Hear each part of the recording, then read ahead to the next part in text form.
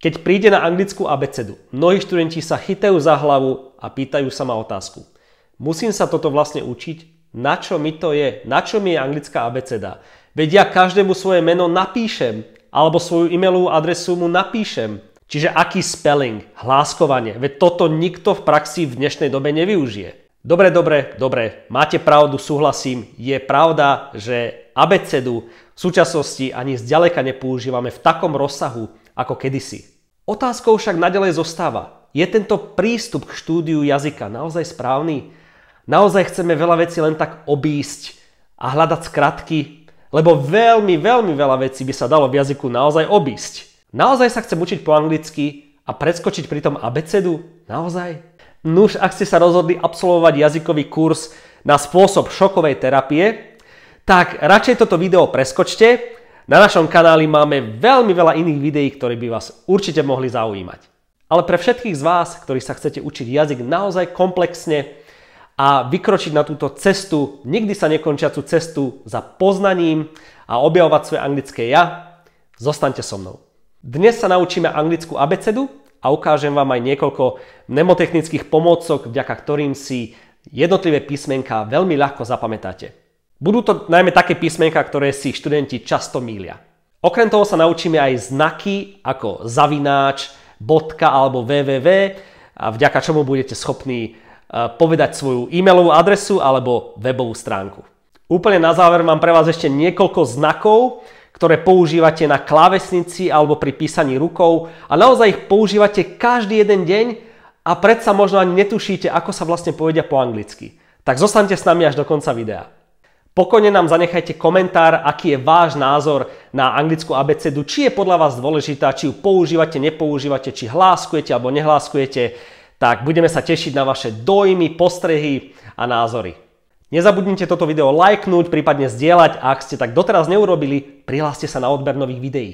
Ja osobne považujem anglickú abecedu za takú naozaj najzákladnejšiu jazykovú zručnosť, a hoci si mnohí študenti myslia, že ju používajú iba okrajovo alebo tvorí iba okrajovú časť jazyka, osobne si myslím, že to nie je úplne pravda a hlavne najmä preto, že už pri abecede sa učíme dvom dôležitým zručnostiam alebo dvom dôležitým návykom a to sú pokora a disciplína. Pod pokorou mám na mysli to, že prijímame jazyk s úctou a s rešpektom a prijímame ho taký, aký je. A nesnažíme sa za každú cenu hľadať nejaké skratky alebo nesnažíme sa stále s jazykom nejako vybabrať. Pod disciplínou mám na mysli tú pravidelnú a svedomitú prácu, ktorú musí na sebe každý študent odviesť. A toto myslím naozaj úprimne, pretože bez toho je veľmi ťažké zaznamenať nejaký pokrok v jazyku alebo zaznamenať výsledky. Preto si myslím, že čím skôr si tieto dva návyky osvojíte a naučíte sa ich, tak budete oveľa jednoduchšie prekonávať všetky jazykové prekážky so športovým zápalom. Áno, ja viem, mnohí to nechcete počuť, že na sebe musíte pracovať. Bohužiaľ na našom kanáli hovoríme pravdu a nič len pravdu, preto vám musím s ľútosťou oznámiť, že žiadna, ale naozaj žiadna zázračná metóda neexistuje. Existujete len vy. Vaša pevná vôľa, vaša vôľa žiť a hlavne pevná vôľa učiť sa až do smrti. OK, tak povedzme si anglickú abecedu. Opakujte po mne. A, B, B, C, C, D, D, E, E, F, F, G, G, H, H, I, J, J, K, K, L, L, M, M, N, N, O, O, P, P, Q, Q, R, R, S, S, T, T, U, U, V, V, W, W, X, X, Y, Y, Z, Z, alebo Z, Z. Študenti si najčastejšie mýlia tieto písmenká. A, potom I alebo I, mýlia si tiež C alebo S, G alebo J, no a problematické je tiež H. Je viacero mnemotechnických pomôcok, ktoré určite fungujú. Ja som si pre vás dnes pripravil niekoľko, ktoré používam aj so svojimi študentmi a sú veľmi jednoduché a myslím si, že fungujú, tak vyskúšajte ich a uvidíte, pevne verím, že vám pomôžu. Dobre, A. Ako si zapamätať A? A je vždy prvé písmenko abecedy. Veľmi jednoduché. Pamätajte si, vždy keď hovoríte, naučte sa ABC. ABC, tak budete vidieť, že A je vždy prvé písmenko v abecede. I je veľmi problematické. I si zapamätáte podľa slova England. Veľmi jednoduché. England. Čiže vyslovujeme I, ale píšeme E. Takže England. England, I. Samozrejme, v slove England nehovoríme také dlhé I, nehovoríme England, ale pre ilustráciu vám to pomôže, že si zapamätáte to E, že je vlastne I. Ďalej I. I je vždy ja, ako ja som, I am.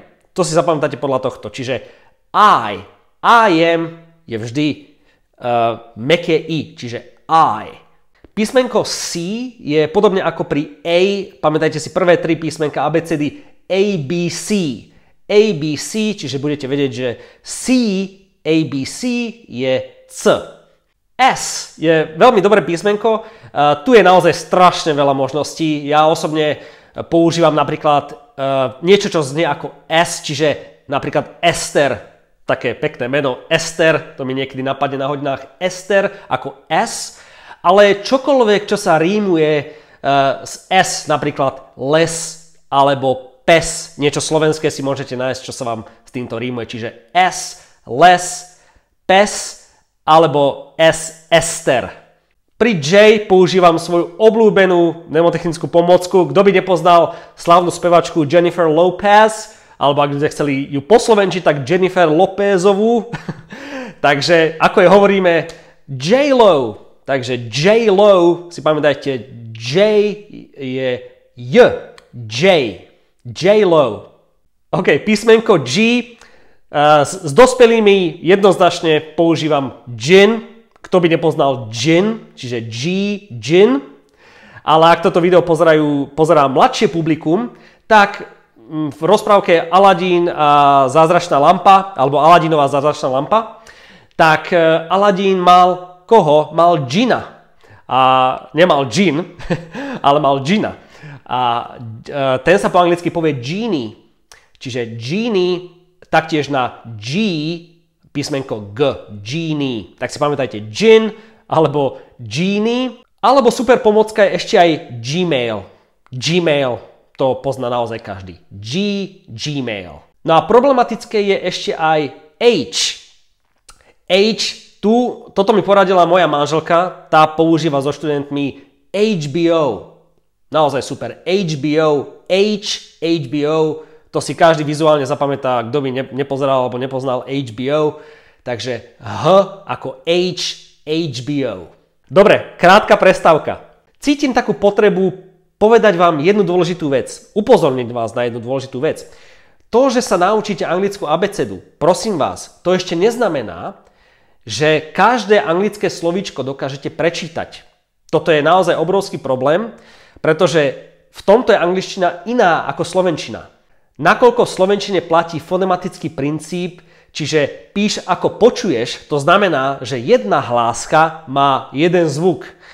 Toto v angličtine neplatí. Inými slovami, v slovenčine, ak sa naučíme abecedu a všetky písmenka abecedy, tak tieto písmenka, keďže budú mať vždy ten zvuk, ako je napísaný, ako sme sa tu na abecedu naučili, tak vlastne dokážeme prečítať v slovenčine každé jedno slovo, akýkoľvek text a jednoducho nám stačí iba ovládať abecedu, čo je naozaj super.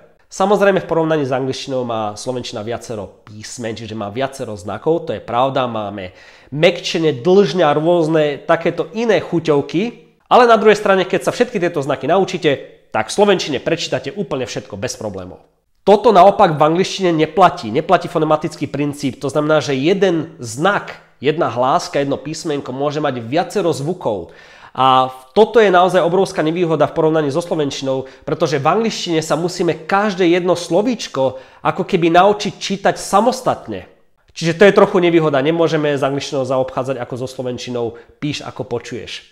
OK, ukážeme si ešte ako správne čítať e-mailové adresy a web stránky, tak poďme na to. OK, v e-mailových adresách sa vyskytujú najmä zavináče, nie kyslé ryby, ale to A zavinuté, čiže zavináč.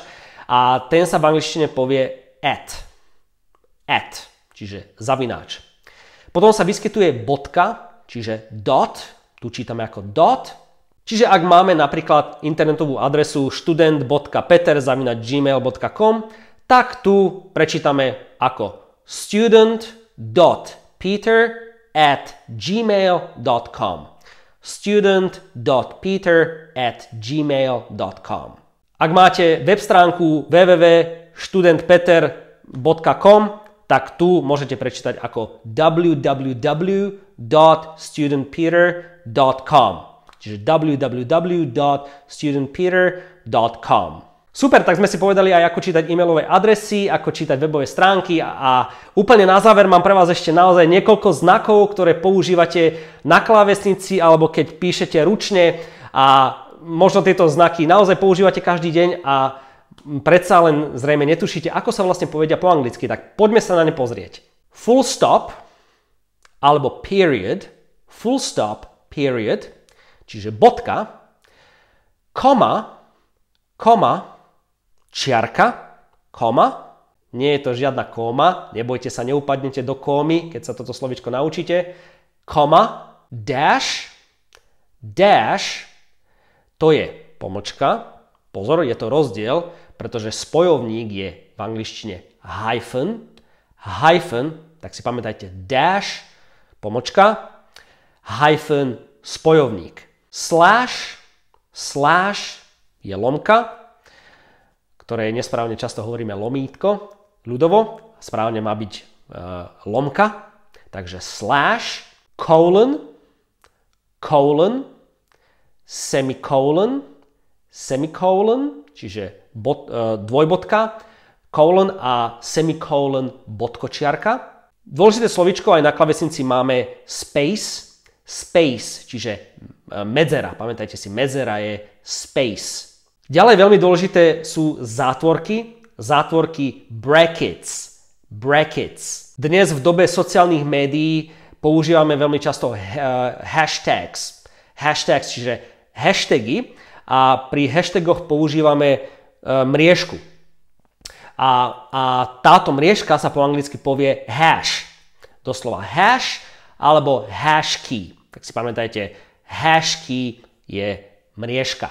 Potom mám pre vás ešte apostrof. Apostrof je apostrophe. A hviezdička. Častokrát podčiarov alebo nejaké poznámky bývajú označené hviezdičkou. Tak hviezdička sa po anglicky povie asterisk. Hviezdička. No a posledné tri sú so slovíčkom mark, čo je ako mark znamená znamienko, čiže používame napríklad question mark, to je otáznik, question mark. Ďalej je to exclamation mark, to je výkričník, exclamation mark. No a posledné sú quotation marks. To sú úvodzovky. Quotation marks. Tak si pamätajte. Question mark, exclamation mark, quotation marks. Verím, že ste si toto video užili rovnako ako ja a že ste sa naučili niečo nové. Sledujte aj ďalšie videá na našom kanáli a see you guys next time. Cheers!